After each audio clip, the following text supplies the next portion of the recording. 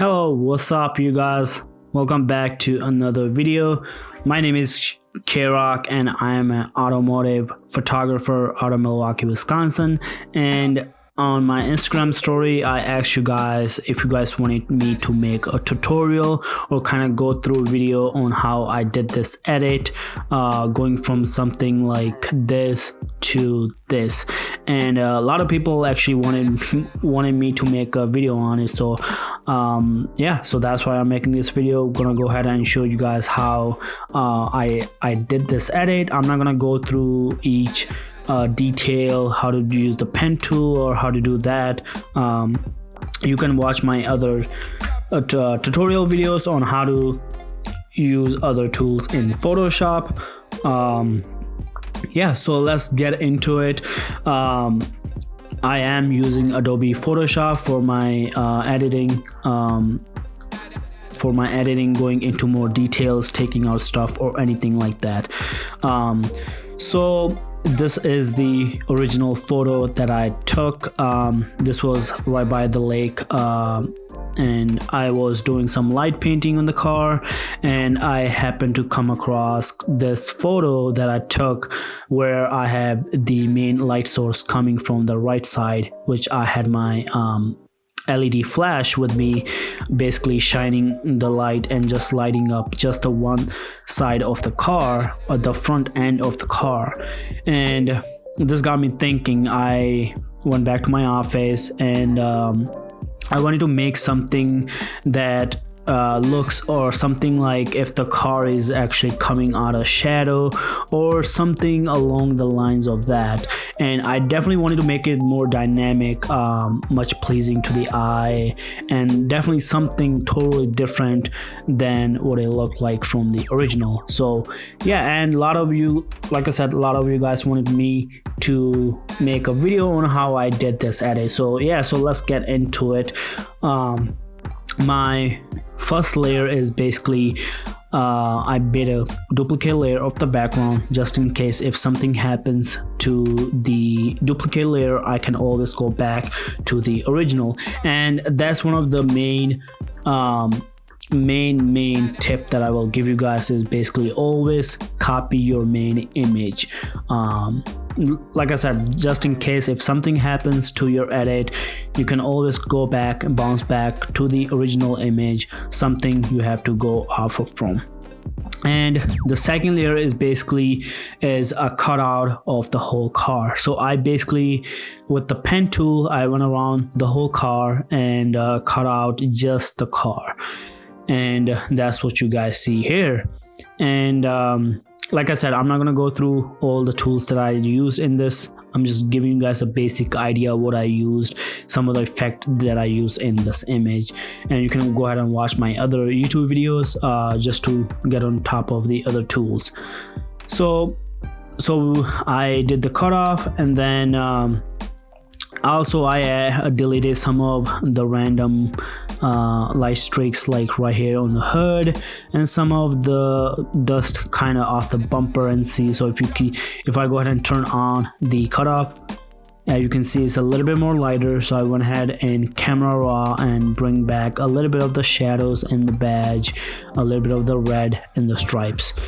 And the other layers are basically the headlights. So I basically went around and did the headlights, just added a little bit of the white light into the headlights, and I also did the DRL lights, and also added a little bit of the white haze on top of the DRL light, just to give it a little bit more dynamic to it. So if I go ahead and turn off the white haze on top of the layer, as you can see, it looks a little bit more like if I cut off a white paintbrush and just paint it on or anything like that. So having some kind of dynamic kind of like this definitely helps with the eye. So I'm gonna go ahead and turn those on. Let's see.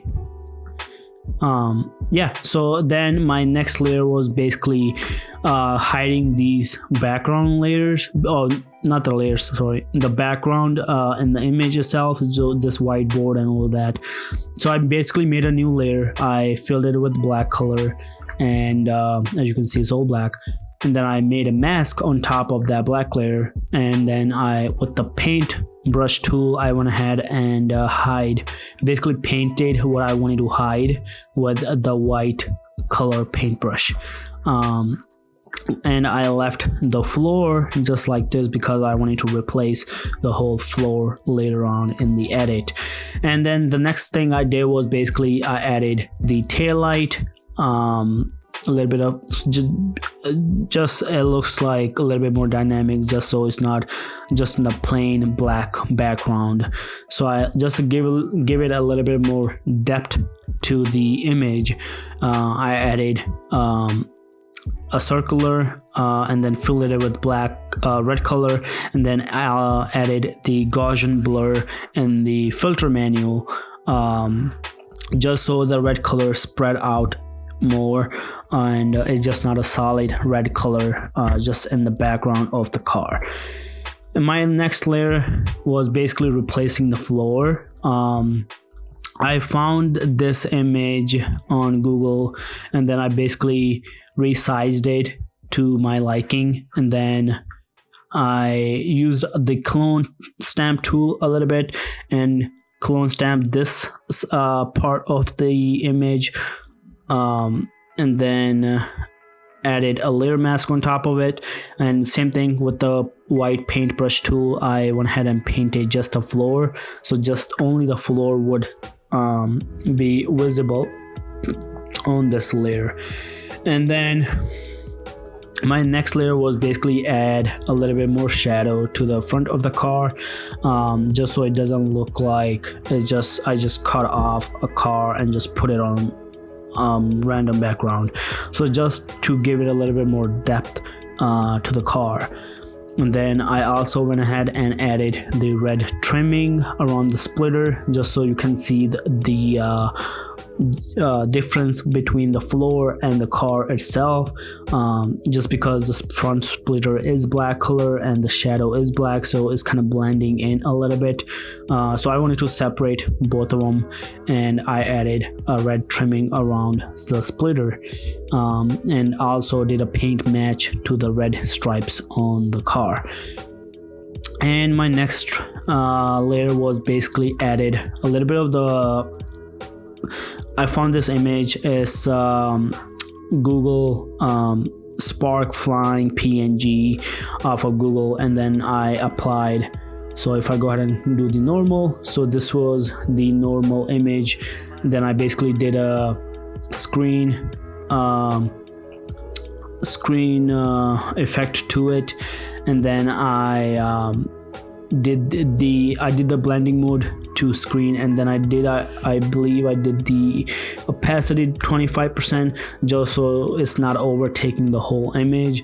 It's just a little subtle change into the image on the left hand side. Next up is this white light beam coming in.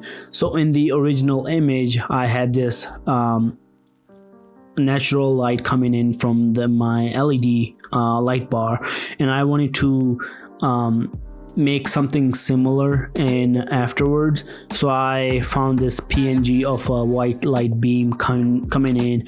I did the same thing, applied a screen blending mode to it and did the 64% opacity, and then did a blending mode so I can hide the sharp edges on the PNG image itself. So if I go ahead and enable the layer mask, as you can see, the harsh edges are out, and it's just the soft white light coming in from the top right corner of the image. And then this is the last layer I added, was basically just a little bit of the dust flying in the air. Same, I did the same effect to it. I found a dust flying PNG from Google Images, applied a screen blending mode to the image and did the opacity to 60%, and then I also applied a layer mask where right now the dust is all over, a little bit overtaking the whole image, so I applied a layer mask to it, and with the white paintbrush tool I just painted just the top a little bit of the car, so it's not all over the image, but here and there is a subtle part of the images where you can see the dust. The last 3 layers are basically my color balancing, just to add a little bit of the hint of the colors.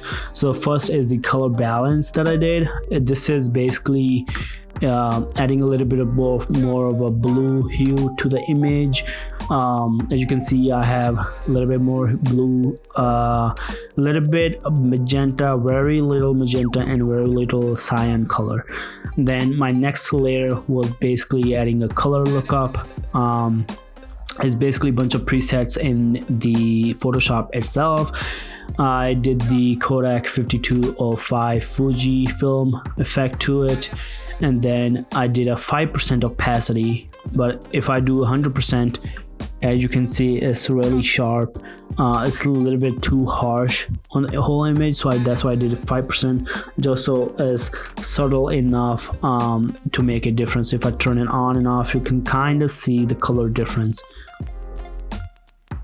And one last image, the layer that I applied was the curves tool, just to make the whole image a little bit more faded. As you can see, it's just a little bit more faded in the dark shadows, and I just up the bottom shadow just a tad bit, like 2% up top. So yeah, so this was the original, and this was the after edit that I did. Hopefully you guys liked this video. Hopefully you guys learned something. Like I said, if you guys wanted to learn more about 2 Photoshop tools that I use in this image, you can go ahead and watch my previous videos on my YouTube channel, and where I go through in detail each tool that I used in this image. Yeah, so hope you guys liked the video. Hope you guys liked the quick overview tutorial, kind of going through each layers that I did. It's definitely a little bit of overwhelming in the layers if you look at it, but it's definitely, the more practice, the more play around in Photoshop you do, the better you get. That's the same thing with me. I learn something new every single day, and I'm always improving on what I've done before. So yeah, so hope to bring you guys more videos in the future, more tutorials, more tips, anything like that. And yeah, so catch you guys on the next one. And if you guys like this video, make sure to like, subscribe, and comment. And if you guys wanted to catch me up on the latest and greatest, follow me on Instagram at krox_gt350, where I post daily my Photoshop images, my edits, and all of that. So if you guys have any questions, message me, hit me up, DM me, or anything like that. I'll be happy to answer any questions you guys have. And yeah, so catch you guys on the next one. Have a good day. Bye.